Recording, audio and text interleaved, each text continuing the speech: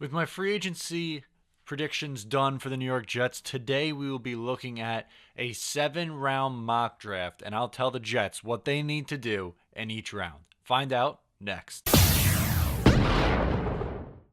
What's going on? I'm Matt O'Leary, and I am back with another video. Today's topic, the New York Jets and a 7 round mock draft. Not going to lie, it was a lot of work to do the research and plan things out, but it was a lot of fun, and that's what we're going to do today. But before we get started, I just wanted to, again, mention that you can follow me on social media at Matt O'Leary NY, because I'm talking New York sports, that's where the NY comes from, on Twitter, Facebook, and Instagram.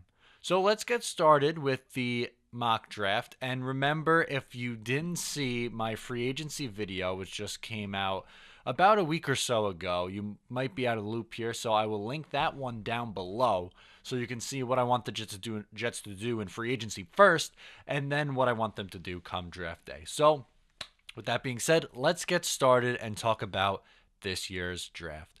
In the first round, I want the Jets to solve their quarterback situation. And now I know Kirk Cousins is the one that a lot of Jets fans want. It seems like the organization's plan number one, but I really can't see him coming here. I think he chooses Minnesota, and thus the Jets will have to select a quarterback in the draft. The guy who I have my eye on, and you might be able to get him at 6, or you might have to move up to get him, but I'm just going to say that in this scenario, the Jets stay at 6 and are able to get him. Baker Mayfield. I love this kid, Baker Mayfield, and I'll tell you a couple of reasons why. I have him logged down right here. He is by far the most accurate quarterback in this draft. He had a 70.5 completion percentage. And now he wasn't just dumping the ball off either, because he had 11.5 yards per attempt. He is throwing the ball, he's getting it downfield, and he is doing it consistently. He had 43 touchdowns passing to just 6 interceptions. That is a fantastic ratio, and it shows how extremely accurate he is. He's a polarizing figure. I know some people think he's more on the cocky end. I like to say he's on the confident end, and I think that he is a very good leader and competitor. He's an extremely polarizing figure, and I think that would work well here in New York. He would be the face of this team going forward, and the Jets' offense desperately needs a face. Yes, I like players like Quincy Enunwa and Robbie Anderson, but they aren't as polarizing as a guy like Mayfield is, and he would give this Jets team an identity, which they desperately need on offense. I would love for the Jets to run that RPO style of offense with Baker Mayfield at the helm. I think he could be a Russell Wilson type of quarterback, somewhere who has the escapability but is still a throw first and is a very accurate quarterback.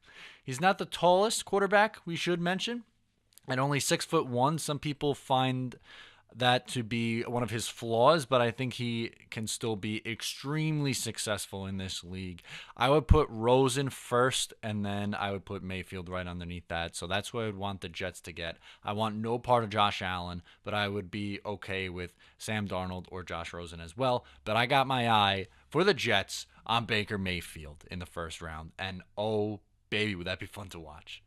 All right, so in round 2, they have 2 picks in this round, and with their first one, I want them to draft a running back, Sony Michel from Georgia. He had a huge game. The Georgia-Oklahoma game is the one that I'm talking about. It was extremely fun. Baker Mayfield obviously went to Oklahoma. Sony Michel is obviously the running back and got the game-winning touchdown. As a senior at Georgia, he rushed for over 1,200 yards. He had 16 touchdowns and averaged 7.9 yards per carry. I like this guy. I like him a lot. I think he has good value in the second round.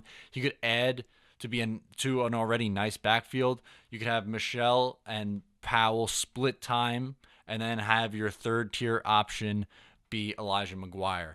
And that running back trio, I think, could be extremely impressive and provide a big-time safety net, really, for Baker Mayfield and a rookie quarterback.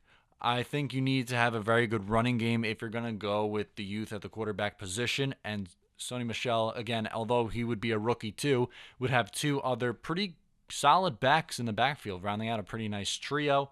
He's a north to south runner. I think he could definitely be the starting running back of the future. Bilal Powell isn't signed after this year, although I like him a lot. He is 28 years old, so it's a little bit of a question mark whether he's brought back after next year or not. And I think Michel could be that guy going forward. For the other pick in round 2, I would like for them to address a cornerback need.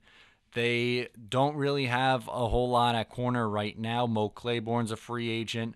If you, again, watch the free agency video, you will see who I want them to sign. But I also want them to add a cornerback in the draft. I'm going with MJ Stewart. He has nickel cornerback written all over him, which I think was perfect because Buster Screen's contract expires at the end of this year. Or if you want to get a little risky, you can cut Screen, save some money, and have MJ Stewart be your third corner right off the bat, really. But I would have him play as the dime corner for 1 year and then have him replace Screen in 2019. That'd be my plan of action. Some think he can play safety as well. Now, the Jets are pretty set at safety with Jamal Adams and Marcus May, but it never hurts to have too much depth. And that seems like something Todd Bowles likes, is that corner safety combo. So we could do a lot, and he seems like a physical player too. I think Todd Bowles would really like him, and in the second round, I think this would be a quality pick. As for round 3, I have the Jets taking an edge rusher. When was the last time the Jets had a real threat coming off the edge? John Abraham? How long ago was that? I have him taking Chad Thomas. He's a little bit of a project at the defensive end position, but when you get into those later rounds, like the third round, you might have to take a little bit of a risk. He definitely has the skill set, though, to be an excellent pass rusher. At Miami last year, he had 8.5 tackles for a loss and 3.5 sacks. Some think he won't play in the NFL for long because he's a well-known DJ in Miami, but I'm not so sure that he's going to give up a career in the NFL for being a DJ. Yes, there might be some risk involved, but I think he's a very talented player and can make that transition. The Jets definitely need help at defensive end because Muhammad Wilkerson's gone, and you could always use depth, but he could probably step right in and be a starting DE right next to, or on the other side rather, of Leonard Williams if they don't address that in free agency, of course. In round 4, I have them taking a linebacker. Never hurts to have too much inside linebacker depth. Now, again, I'm going to reference the free agency piece. I have them bring Demario Davis back, but if they don't, they would definitely need to address the linebacker position. I have them taking Darius Leonard from SC State. Leonard would have to fall a little bit for the Jets to grab him in the 4th round. Some project him as high as going in the 2nd round, while others have him in the 4th, so there's a little bit of a range here for him. Hopefully he goes a little bit later so the Jets could snag him because I really like this kid. He's versatile, can play inside or outside linebacker. He has the traits to be a very good inside linebacker in the 3-4, which is what the Jets play. The one negative is he's a bit on the smaller side, but he makes up with that on his speed and quick feet. So I think he would be an interesting pick, especially in the 4th round if he's still there. In the 5th round, I have the Jets taking an offensive tackle from Army, Brett Toth. He's a tough player, but still needs time to develop his pass blocking. And again, if you're taking him in the 5th round, the Jets are pretty set for left tackle and right tackle for the immediate future, so he could be a little bit of a project and be a backup for a couple years before he's even competing for a starting job. One NFC scout said that he has a ton of potential. He's athletic, coachable, and disciplined, and that's exactly the kind of player that Bill Belichick will go after. If he's good enough for Bill Belichick, he's good enough for me, and he's good enough for the New York Jets. I like that guy in the 5th round. I think it would be a quality pick, and again, you can never have too much offensive line depth, and taking an offensive tackle could benefit in the years to come. In round 6, I have the Jets taking a defensive end, Marcel Frazier from Missouri. He was a 3-sport athlete in high school. 32% of his tackles last year were for a loss, and he has extremely quick feet. He played basketball and track as well as football, so he's big, but he's very quick. Some of his weaknesses are he lacks physicality and he's a little inconsistent, but overall I like his potential. And in the 6th round, you're not drafting someone who's going to step right in and be a starter. The Jets, again, like I said, need depth on the defensive end position, and I think this guy would be an excellent fit. Finally, in the final round, round 7, I have them taking a cornerback / return man, more focus on the return guy than cornerback. Greg Stroman from Virginia Tech. He had 2 punt returns for a touchdown last year and averaged 11.3 yards per return. Could be a nice addition. The Jets really haven't had a good return man since, I want to say, Brad Smith. So I think he could either benefit from being the kick returner or punt returner, and I think it's worth the late round draft pick.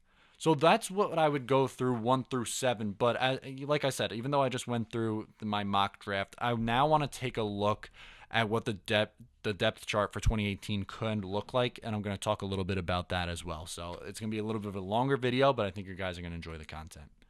So let's start with the offense. Obviously, at quarterback, you have Baker Mayfield getting the starting job. Again, I want to bring back Josh McCown to serve as that mentor role. If Josh McCown is starting games for you in 2018, you knew something went wrong, but I think he can serve as a beneficial piece and like a quarterback coach, because the Jets aren't going to really have one this year. So I think, you bring him back on a 1-year deal, have him be the backup for Baker Mayfield for a year, and have him help him out a lot. Obviously, you look at that running back trio, and it gives me goosebumps. I love it. Michelle Powell and McGuire, that could be very, very good. At wide receiver, I'm perfectly okay with going with Robbie Anderson, Anunwa, and Curse as your 3 wide receivers. Hansen and Stewart, I think, should have a little bit of a bigger role in 2018. I like Hansen a lot. I think he could be a very good slot receiver and a good possession guy. Stewart, I'm not so sold on just yet, but again, maybe could be a special teamer. Looking at the offensive line, Beachum at left tackle remains the same. Carpenter at left guard remains the same. Going out and getting Jensen in free agency, I think, would be huge. Winters and Shell makes up the right side, and obviously bringing in Trey Burton to play tight end would be huge for this Jets team, because they haven't really had a real threat at the tight end position since Dustin Keller left, and that was about 5 years ago at this point. Obviously, I have Stroman slotted in as my kick/punt returner, and Eli McGuire could even potentially be one of those return mans as well, which I think would be cool. Catanzaro as the kicker, Lachlan Edwards back as the punter as well. Now, as we switch over to the defensive depth chart, let's start with the defensive line. You have Williams, McClendon, and Thomas as your starting 3. Then you bring in Okafor in free agency to be an edge rusher. You have Jenkins as the other outside linebacker. Davis and Lee as your starters, with Leonard as your backup inside linebacker. I want the Jets desperately to sign E.J. Gaines to be their number 1 corner. Obviously, if you look at the other side, in my free agency video, I wanted Kyle Fuller. That's who I really wanted for the Jets' second corner to be, but he got the transition tag, so I will have Breland instead. And obviously, at safety, you have the dynamic duo of May and Adams. Not Mays. I was thinking Willie Mays for a second. Don't ask me why. But this depth chart is pretty solid. And if they go into 2018 with the depth chart looking like this, my prediction that I made on January 1st, 2018 looks like it will be ready come the end of 2018. On January 1st, 2018, I said the New York Jets will make the playoffs. If they come in with a depth chart looking like this, they will be a playoff team in 2018. I hope you enjoyed the video. If you would do a mock draft differently, if your depth chart would look any different, leave me a comment or get at me at social media at Matt O'Leary NY on either Facebook, Twitter, or Instagram. If you liked it, give it a thumb up. Please subscribe, and we'll see you next time.